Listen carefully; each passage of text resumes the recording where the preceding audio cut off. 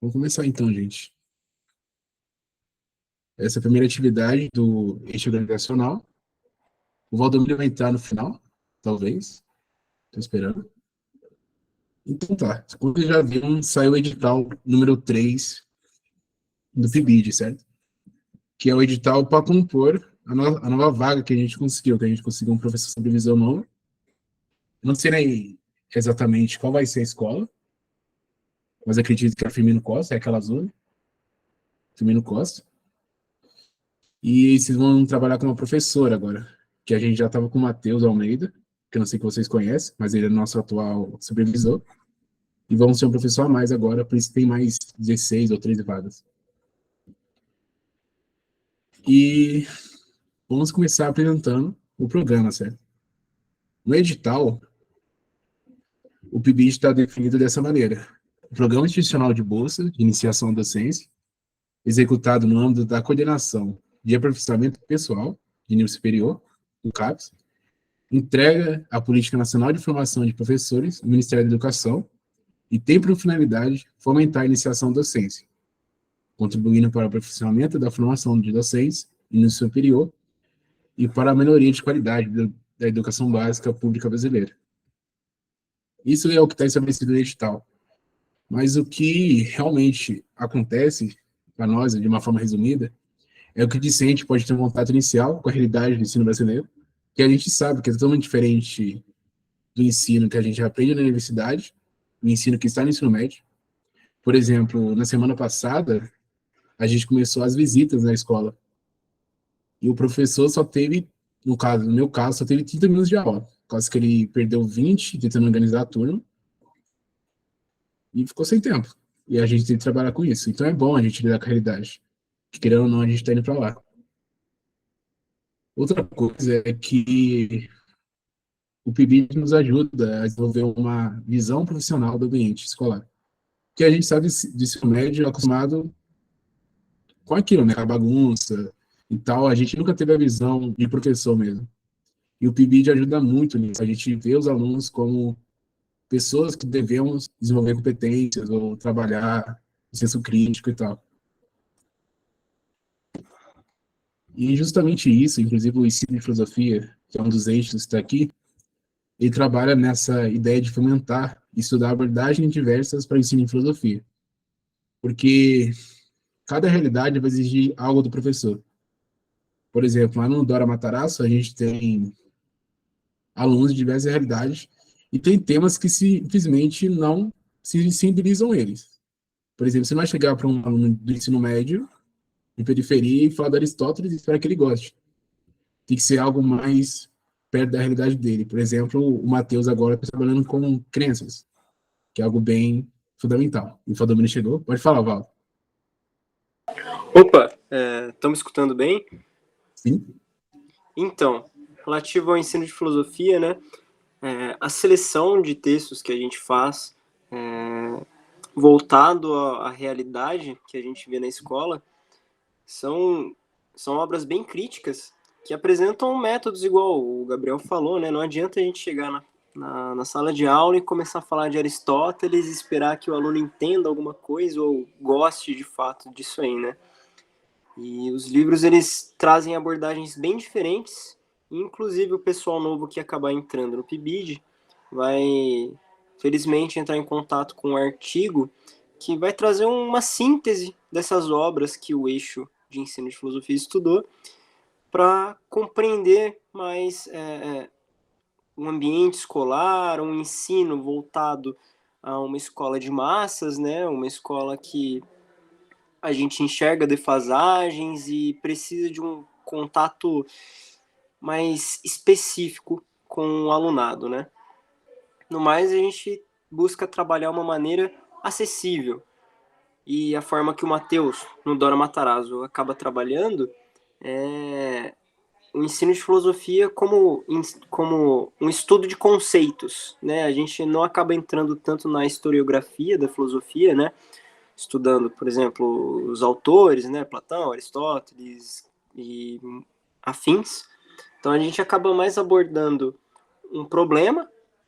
Por exemplo, agora temos estudado o conceito de crença, e a gente está desenvolvendo o conceito de crença, e eu espero a gente poder fazer um link com algum autor após a gente introduzir o conceito de crença, né? Então a gente acaba tendo uma abordagem meio diferente, e condizente com a realidade dos alunos e da escola, né?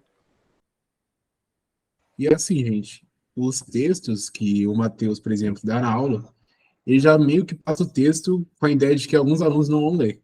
Então, na hora de preparar a aula, ele faz uma forma bem parecida com o que o Arthur faz, sabe? Ele tenta chamar a atenção do aluno através dos problemas, por isso que ele usa, inclusive, e através disso gera, peraí, alguém tentando entrar, e através disso tenta gerar o interesse do aluno sobre o tema. Isso é bem bacana e é bem legal comparar a realidade do ambiente escolar nesse nível mais básico e a realidade do ambiente escolar no nível universitário. Então é importante isso. Algumas dúvidas frequentes que chegaram até mim no Instagram e no WhatsApp sobre o PIBID. Deixa eu passar todas. Tá, a primeira pergunta de vocês é que se vocês poderiam dar aula, ou deveriam dar aula no PIBID. A resposta é não, porque é um programa de iniciação à docência. Vocês, no máximo, têm que se acostumar com o ambiente escolar. O que vamos trabalhar no PIBID? Basicamente, todas as questões que envolvem ensino. Mas isso quer dizer que a gente só vai para a sala para ficar olhando? Às vezes. Mas, dependendo do supervisor, a gente pode ajudar em algumas coisas pontuais. Por exemplo, ajudar no dever, ou ajudar na organização de uma mesa, ou só vigiar os alunos também. Ajudar, por exemplo, eu estou trabalhando com a minha turma, peraí, Valdomiro, já te passo a fala. Eu estou trabalhando com a minha turma e eu estou usando um Sacrine para ajudar eles a estudar texto, porque eles não têm método de leitura ainda. Então, pega um texto de crença, passa alguns métodos para eles e vou explicando conforme eles precisam. Pode falar, Valdomiro. Pois é, a gente não dá aula, mas a gente faz um acompanhamento integral com os alunos, né? Vai variar de turma para turma, de professor para professor, com certeza, mas o Matheus costuma separar, por exemplo, as salas em grupos, né? E cada grupo fica com um discente, um bolsista do PIBID, para acompanhar. Então a gente acaba ali sanando dúvidas, acompanhando a leitura do texto, auxiliando na leitura do texto, e tentar ensinar a acompanhar o texto de uma forma mais crítica, né? Então algumas questões são propostas, né? E, bom, no meu caso, antes da leitura do texto em conjunto, eu esclareci as questões, né? Eu coloquei em pauta as questões, para aí sim a gente ler o texto e acabar trabalhando o texto de maneira mais direcionada, eu diria, né? Então o acompanhamento acaba sendo quase como uma aula, mas a gente não ensina de fato, a gente só acompanha. Exatamente. E outra dúvida que surgiu é que as aulas que acompanhamos são todos os dias. E não, gente, a gente agora, quando está sendo organizado, nossos grupos vão na escola pelo menos uma vez por semana. E assim, não é algo fixo, rígido. Tem gente que falta por algum motivo familiar, o que é motivo aparente, e só tem que justificar. Então não é tão exigente assim. As reuniões são da mesma forma. Acontece uma vez na semana, mas depende também da demanda do grupo. Por exemplo, na semana passada não tivemos reunião, porque a gente está visitando as escolas, não tem nada para ser dito ainda, mas provavelmente na próxima teremos. Então é algo bem básico, assim. Outra questão são as pessoas que acham que não servem para dar aula e acabam perguntando para mim se devem se inscrever mesmo assim. E olha, o PIBID trabalha várias competências. Eu, por exemplo, não tenho muita vontade ainda de ir para a sala de aula, mas eu trabalho com competência aqui no PIBID de redes sociais, edição, essas coisas que acaba precisando. Então, se você é criativo, se você tem boas ideias, venha para o PIBID, que a gente vai arrumar alguma forma de você ser útil no grupo. Também é bem simples, gente. E é um dinheiro bacana. E outra pergunta que surgiu, fala aí, Val. Então, sobre esse achar que não leva jeito para a sala de aula, a maioria das pessoas que perguntam isso não tiveram contato de fato com a sala de aula, né? E o PIBID acaba sendo também uma oportunidade para você ter esse contato e você aprender, né? Ali observando as aulas, acompanhando os alunos e acompanhando também o trabalho dos outros colegas do PIBID a tentar despertar uma possível vocação de ser professor mesmo, né? Então, o PIBID, além de ter o valor da bolsa, ele é muito importante justamente para tentar despertar esse lado professor que todo mundo, eu acho que tem, né? E sim. E talvez a pessoa só não goste de dar aula, ou pensa que não gosta, porque teve um professor ruim. Aí você pega um professor bom no ensino médio, agora para ser supervisor, você adora. Por exemplo, o Matheus é um ótimo professor. Definitivamente, também concordo. E a última pergunta que surgiu é que para fazer o PIBID precisa de avaliação socioeconômica. A resposta é não, gente. Pode fazer sem medo. Inclusive, eu acho que é o método mais rápido para você conseguir dinheiro dentro da faculdade é fazer o PIBID agora, que até abriu para os calouros. Então, vai nessa, gente. E aí, essas são as dúvidas. Inclusive, quero parar aqui e perguntar se vocês têm alguma, que essas são as que chegaram até mim no WhatsApp e no Instagram. Então, se alguém quiser falar, fique à vontade.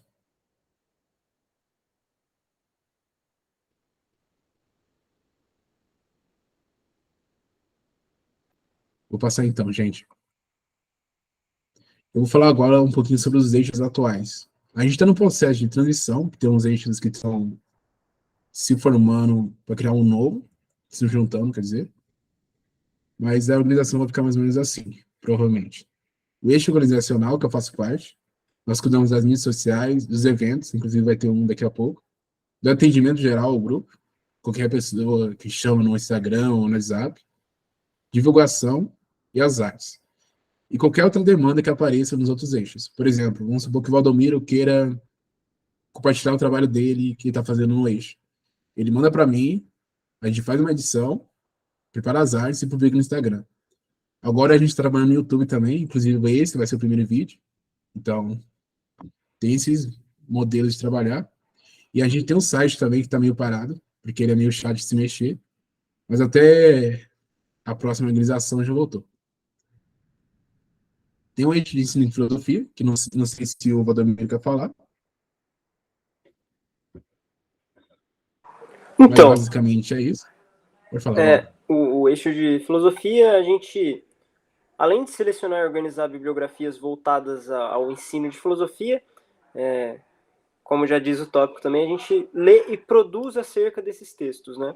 No momento, o grupo está mais no momento de apenas selecionar os textos e montar o artigo, como eu falei, quem for entrar no PIBID vai entrar em contato com esse artigo, né?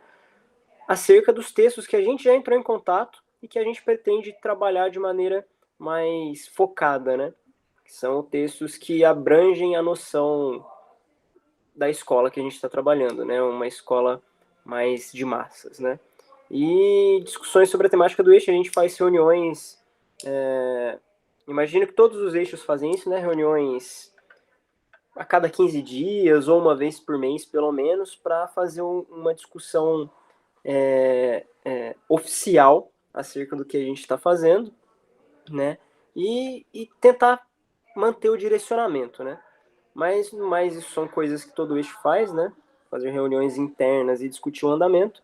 Mas no ensino de filosofia, agora, com as visitas em sala, a gente tem discutido também como tentar aplicar alguma coisa do que a gente está lendo na sala de aula e tentando aplicar critérios de análise em sala de aula, né?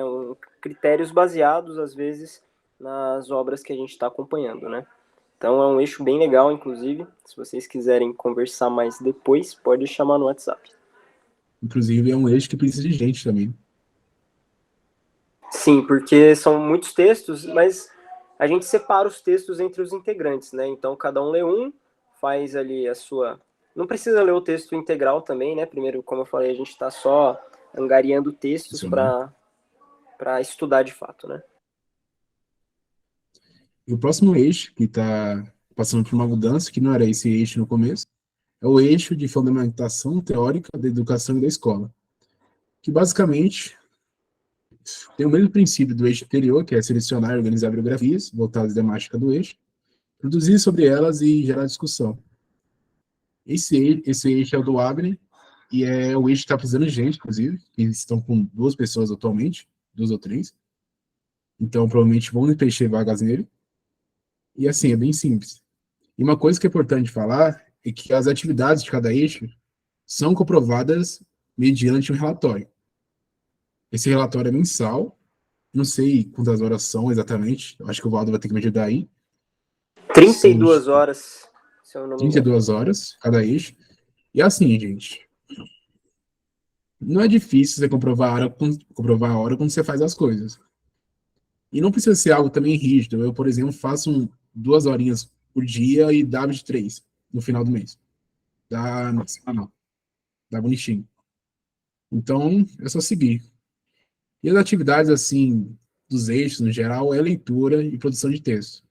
Eu sou o eixo mais leve, por causa que eu cuido da organização e cuido das artes. Mas, assim, é bem de boa o trabalho. Eu recomendo muito. Pode falar, Valdo. Lembrando também que os eixos são rotacionados com o tempo, né? A gente havia delimitado um período de 6 meses, então aí todo mundo poderia visitar um eixo, né? Agora com esse novo edital, a gente vai verificar como que a gente vai continuar com essa rotação para que todos possam ter a possibilidade de visitar todos os eixos e compreender qual é a parte do trabalho que você mais gosta, né? Isso. Mas, no mais, todo mundo acaba entrando em contato com todos, né? Mesmo que não faça parte do eixo, a gente acaba entrando em contato nas reuniões gerais e todo mundo fica a par dos trabalhos, né? Então, a gente sempre vai fazer um trabalho em conjunto, mesmo estando em eixos separados. Exatamente. Vou para o próximo tópico, que são os objetivos. No edital, o objetivo é definido da seguinte forma. O objetivo é incentivar a formação de docentes em nível superior para a educação básica, contribuir para a valorização do magistério, elevar a qualidade de formação inicial de professores nos cursos de licenciatura, inserir os licenciandos no cotidiano de escolas de rede pública de educação, incentivar escolas públicas de educação básica e contribuir para a articulação da teoria e a prática necessária à formação dos docentes. Perdão. Esses são os objetivos gerais estabelecidos no edital. Mas para a nossa turma em específico, nós temos alguns objetivos que foi debatido em reunião. Por exemplo, a produção de textos para serem publicados no circuito acadêmico. O Matheus estava com uma ideia, eu acho que era do eixo do Valdomiro, inclusive, de produzir um artigo sobre ensino de filosofia, ou um periódico, eu não sei exatamente como está sendo feito. Mas isso é uma ideia que está sendo bastante debatida nas últimas reuniões. Eu acho que ainda não tem corpo ainda, Valdo, mas a gente está fazendo a parte da seleção agora. Isso se me ajuda. A gente está selecionando vários textos relativos ao ensino de filosofia e, como eu falei, a gente está focando nesse contexto de ensino de massas, né? Eu continuo teclando aqui nesse ponto porque é um tópico importante, né? A gente tem que compreender o contexto das nossas escolas aqui no Brasil, escolas públicas, no caso, né? Não, principalmente aqui da região, né? E considerando que Lavras tem um nome de cidade das escolas, as escolas não estão no seu melhor estado, eu diria, né? Então a gente está angariando textos nesse sentido para organizar o artigo que vocês terão contato também, né? Para a gente acabar publicando no circuito acadêmico, né? Então é um texto mais sinóptico, né? A gente não vai abordar de maneira crítica mesmo cada texto, como se fosse um TCC da vida, né? Mas vai ser um artigo utilitário para o pessoal, né? Para eles analisarem quais seriam as bibliografias importantes para um professor de ensino público acompanhar e coisas do tipo, né? Para o professor se antenar para o contexto acadêmico. Aí é importante falar que a relação entre discente e supervisor não é tão rígida quanto discente e docente. Então, por exemplo, a gente teve uma pequena, não vou dizer desavença, mas uma pequena insatisfação com a direção do Matheus, por exemplo, e a gente propôs um novo tema a ser abordado pelo eixo de ensino e filosofia, e deu tudo certo, agora está dando andamento aos trabalhos. Então, gente, é bem tranquilo a comunicação entre os nossos superiores, entre aspas. Então, vão sem medo. Outro objetivo que eu achei importante citar é a consolidação do programa nas mídias sociais, que o PIBID, apesar de ser um programa bem consolidado já no ensino superior, ele é pouco divulgado. Por exemplo, eu cheguei no primeiro período, quando era calor, e não sabia do PIBID, sabia no segundo.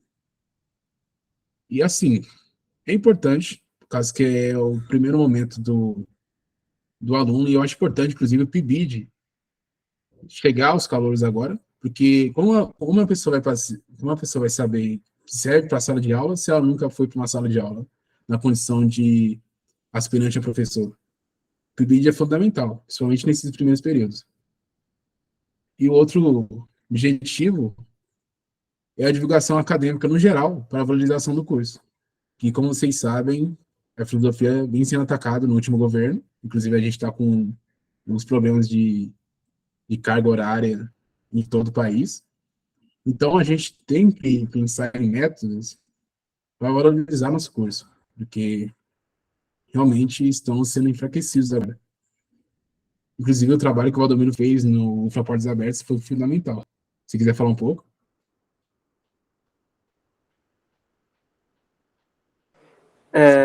Qual exatamente? A divulgação que você fez, você chamou as pessoas do ensino Ah, médio, sim. né, ver o curso. Como foi lá? O pessoal acabava ficando receoso de, né, com tantos cursos aí na UFLA, por que eu vou logo no de filosofia, né? Então, toda vez que o pessoal vinha perguntar, né, previamente à apresentação geral que estava tendo lá na sala 44, né, eu explicava de maneira sinóptica também, né, o que é a filosofia, como que é o curso de filosofia, quais os objetivos, né, e qual a utilidade da filosofia, né. E, inclusive, conversando com outros professores de filosofia lá também, eles denotaram a importância desse papo prévio com os alunos. E, felizmente, não sei se eu consegui cooperar com isso também, né? Se foi alguma coisa também da minha parte, mas a gente conseguiu alcançar um marco acima de 700 pessoas visitando o stand de filosofia da apresentação do curso no Flow de Portas Abertas, né? Então, bom, para a magnitude do evento, a gente consegue reconhecer que são poucas pessoas, mas para o curso de filosofia, eu diria que foram muitas pessoas, né? E eu tenho certeza que muitas pessoas que foram visitar se interessaram pelo curso de filosofia, né? Então, esse trabalho foi bem importante, não só de minha parte, mas de todos que apresentaram no UFLA de Portas Abertas, né? Inclusive, gente, isso é uma das atividades do PIBID, porque a gente não fica só na sala de aula, a gente também divulga em qualquer evento possível. Por exemplo, na semana de pesquisa agora, essa mesa de educação foi um mérito do PIBID, inclusive, que a gente teclou muito nesse tema. A gente precisa de uma mesa de educação em um curso de licenciatura, não faz sentido não ter. E conseguimos aí um painel profissional agora. E está sendo discutido também uma semana de educação, que também foi uma ideia do PIBID. Então, bem legal. Agora vamos para o que interessa, né? Que é a carta e a entrevista, que são processos que as pessoas costumam ter medo. Primeiro eu vou ler um anexo para vocês, que já está no edital, mas é bom frisar isso. São os 4 temas, né? Primeiro é demonstrar conhecimento sobre o programa do PIBID, evidenciando as contribuições para a formação docente. Justificar a intenção e interesse de atuar futuramente como professor em educação básica. Argumentar, esse tema é muito importante, que é o ponto que as pessoas costumam derrapar. Argumentar sobre a motivação para participar das atividades do PIBID na área apleitada, de forma analítica, crítica e reflexiva. Esses 3 pontos são importantes. e destacar as contribuições que espera trazer para o grupo de trabalho. Aqui vem aqui as coisinhas, a orientação. Inclusive, quem precisar de ajuda para formatar o texto, é só me mandar por e-mail, né? Por e-mail não, por WhatsApp. Por e-mail também. Eu peguei 2 modelos de carta. Uma da Alana, que foi a primeira classificada. Inclusive, eu queria agradecer a ela. E outra é a minha. Aqui o primeiro ponto, que é demonstrar os conhecimentos sobre o programa do PIBID. Aqui eu peguei um trecho da carta da Alana. Vocês podem ver que ela foi bem sintética, mas ela basicamente disse tudo. Vou ler para vocês, tá? Sabe-se que o programa PIBID é voltado para os graduandos de nível superior e executado pela Coordenação de Aperfeiçoamento de Pessoal de Nível Superior, a CAPES, tendo como intuito a iniciação docente na educação básica de ensino, supervisionado por professores de educação básica, chamados professores supervisores. Os bolsistas do PIBID, portanto, serão preparados para o objetivo fim de sua jornada universitária e, consequentemente, irão contribuir para a melhoria da educação.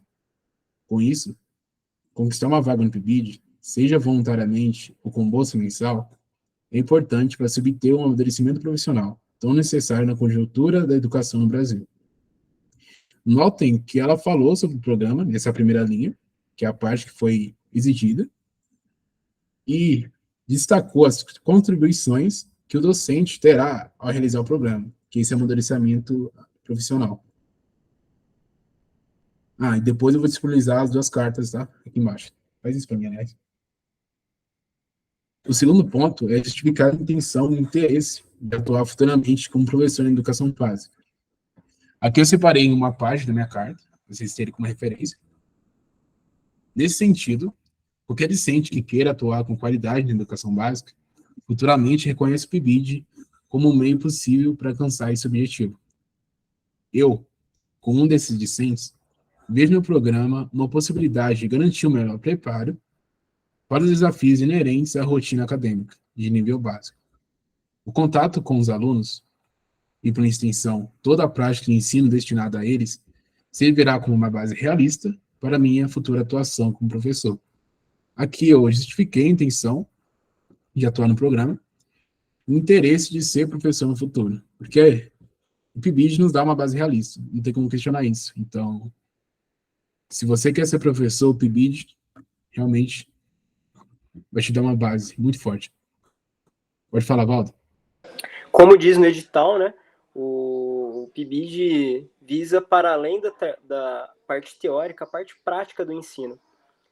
Às vezes, às vezes não, sempre no curso de filosofia, a gente acaba entrando em contato com a sala de aula a partir do 5º, 6º semestre, depois de a gente angariar um monte de conteúdo teórico e chega no estágio não sabe nem como aplicar todo esse conhecimento teórico, né?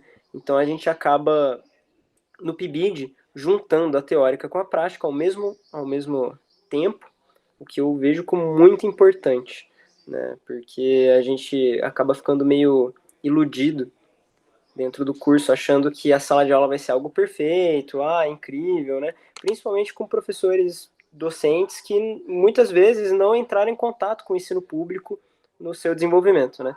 Então, o PIBID realmente é uma bagagem realista acerca do ensino do Brasil. E o próximo tópico é argumentar sobre a motivação para participar das atividades do PIBID na área aplicada, de uma forma analítica, crítica e reflexiva. Essa é a parte que a maioria costuma derrapar, porque não é só você ler alguns textos na Wikipedia, ou ler alguns artigos na internet, para escrever algo crítico e analítico. Aqui eu peguei outro trecho da minha carta, que eu acho que vou ter que puxar um pouquinho aqui para ler. Eu vou destacar só as partes importantes, porque é muito texto, mas eu vou deixar o slide disponível para vocês depois. A filosofia, enquanto disciplina, é relativamente nova no Brasil, o que faz os profissionais dessa área incipiente manterem por exigência uma abordagem crítica sobre as suas próprias metodologias de ensino, de modo adequado às diversas realidades. Isso a gente pode ver em qualquer escola, em qualquer lugar. A sua juventude Some-se ainda o fato de que a disciplina é comumente posta em risco, graças a reformas governamentais. A gente está assistindo isso agora, com o novo ensino médio, que está para ser revogado, né? A gente ainda está vendo a discussão. Em luz desses dois fatos, eu, como futuro professor, percebo a importância das atividades oferecidas pelo PIBID, que, ao estreitar o contato entre a educação básica e a superior, estabelece uma rede de apoio ao graduando de licenciatura, que talvez se encontrasse perdido, que é o caso de muitos aqui. Ao participar dessas atividades, busco não só me qualificar enquanto professor, mas também conhecer os desafios implícitos da profissão, que talvez passaram despercebidos durante a formação universitária. Dá para ler? Aqui, gente, o que eu fiz? Eu, no primeiro momento, refleti sobre a filosofia no Brasil, que a gente sabe que passa por percalços desde o seu estabelecimento, eu acho que foi em 2002, 2005, por aí. Então é uma disciplina bem recente no ensino médio. Também sobre as metodologias de ensino, porque a gente não tem filosofia a tempo suficiente no país para ter uma metodologia, digamos, consolidada. Basicamente, cada professor é obrigado a criar sua própria metodologia e criticá-la constantemente. Isso é o que os bons professores fazem, né? Não é a maioria. E, por fim, eu falei sobre a importância do PIBID para o graduando, né?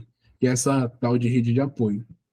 Porque a gente tem uma ideia muito fora da realidade sobre a sala de aula enquanto estamos na universidade.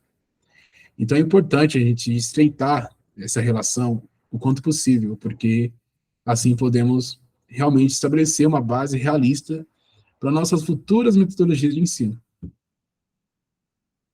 Tá? Já para você, viu, Marcos? E o próximo destaque é as contribuições que espera trazer para o grupo de trabalho.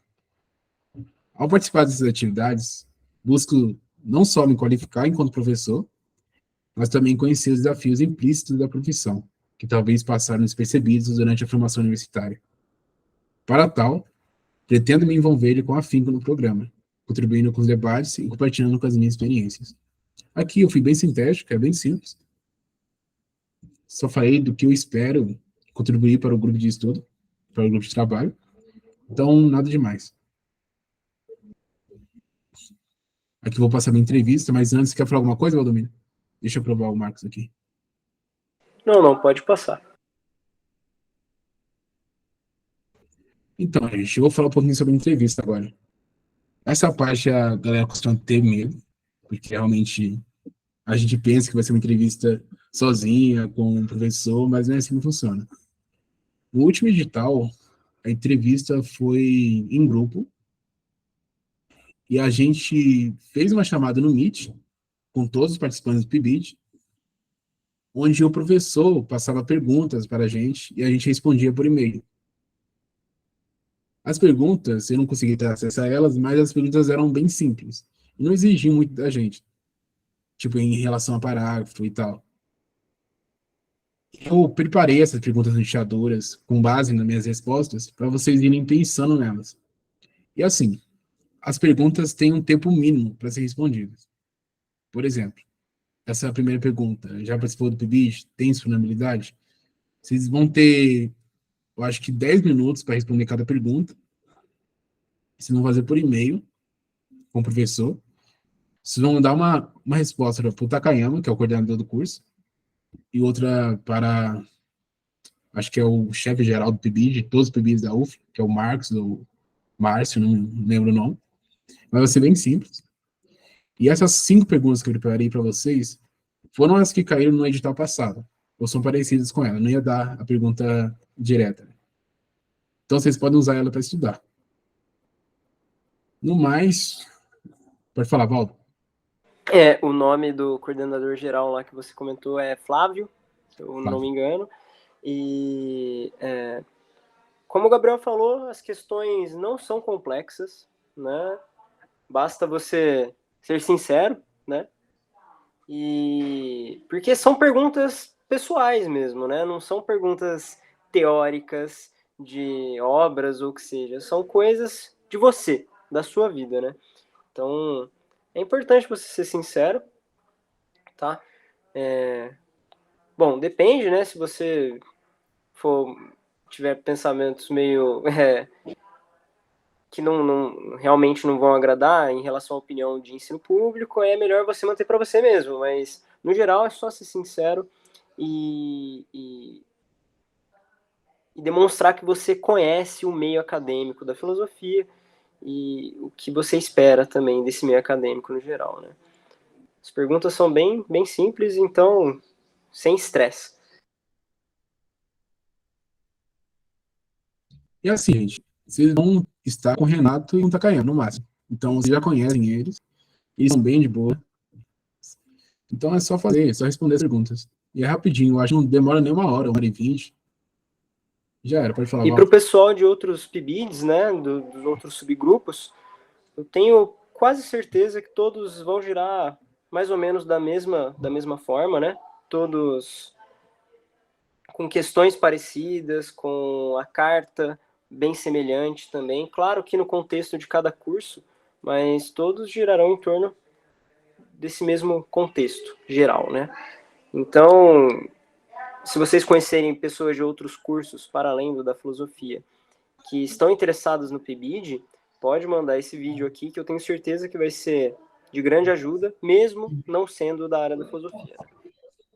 Outra coisa que serve para o PIB geral é que está tendo gente que está tendo dificuldade em fazer a inscrição, que está tentando fazer pelo celular, gente. Pelo celular não dá certo, que tem algumas áreas do computador que buga no celular.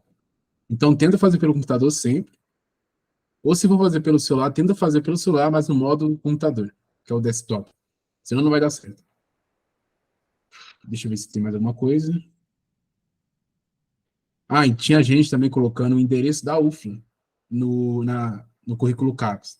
O endereço que é para colocar no CAPES é o endereço da sua casa, onde você morava, no caso, se você passou a morar aqui.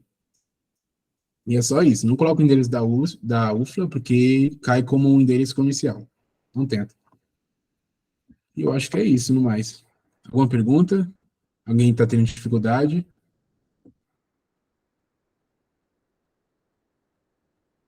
Ah, uma coisa que eu esqueci de falar é que antes da entrevista, vocês vão ter um período para entregar uma carta de manifestação de interesse. Não é uma carta, é um e-mail, gente. Vocês vão só manifestar que vocês estão interessados pela vaga. E fica muito atento com isso, que eu conheci gente que perdeu a vaga por conta de esquecer o prazo de entregar o e-mail, tanto para o coordenador quanto para o coordenador-chefe, que é o Flávio. Então fique bem atento.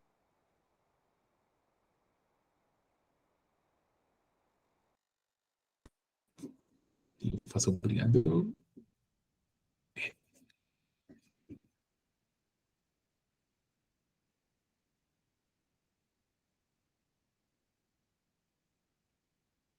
Nenhuma?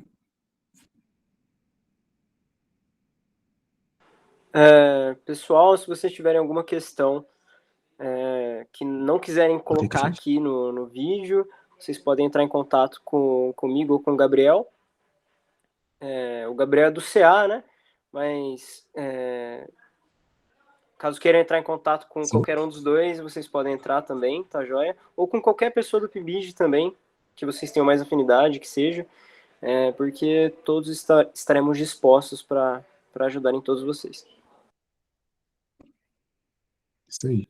Agradeço a presença de todos. Agradeço ao Valdomiro também, que topou de última hora. A Lana por entregar a prova dela, a carta. E é isso, gente. Vou encerrar aqui. Ah, pera, minha dúvida é a seguinte. Não, então, mas quando tem. Não necessariamente, tem uma reunião uma vez por semana, mas nem é sempre. Por exemplo, essa semana passada não tivemos. E a ida à escola está sendo uma vez por semana agora. Toda quinta-feira, no meu caso. Não sei como vai ser para você. Mas a reunião não costuma ter direto, não. É uma por mês. Ou quando precisa muito, é duas por mês. Mas assim, como vocês estão começando, eu acredito que o Takayama vai puxar um pouquinho para a presença. Pode falar, Valdo. Então, Marcos, sobre as reuniões dos eixos, né? Aí fica a critério de cada eixo, né? A gente não tem um padrão, a gente sempre arma uma reunião de eixo quando a gente vê uma necessidade real, né? Mas, de maneira geral, quase não rola.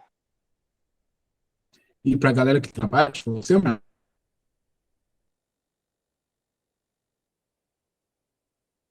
pode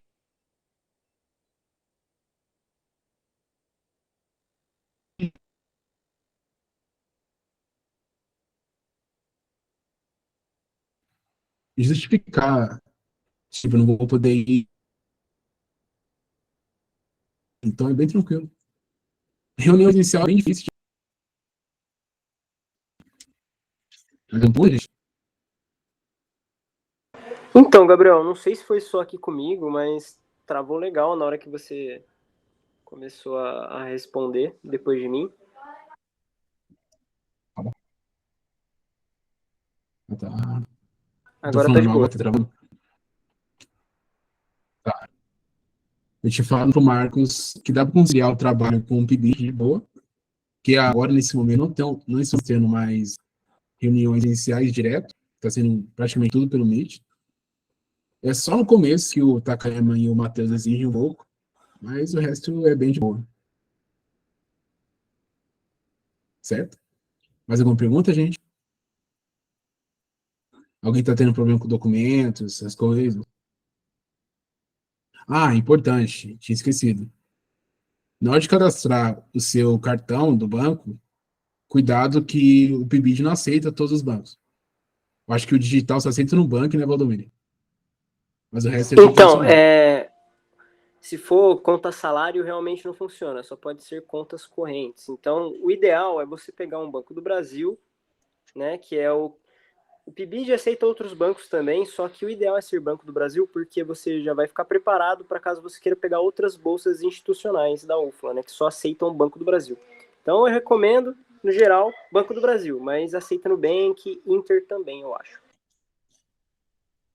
Então fiquem avisados, se não tiverem conta, que tem gente que é muito nova e não tem ainda, corre para fazer.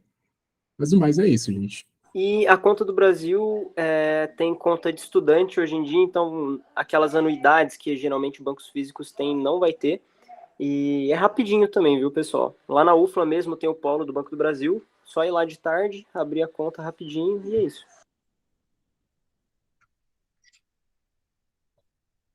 Sem mais dúvidas, vamos encerrar então, gente. Obrigado pela presença. E é isso. Tchau, tchau. Tchau, tchau, boa tarde.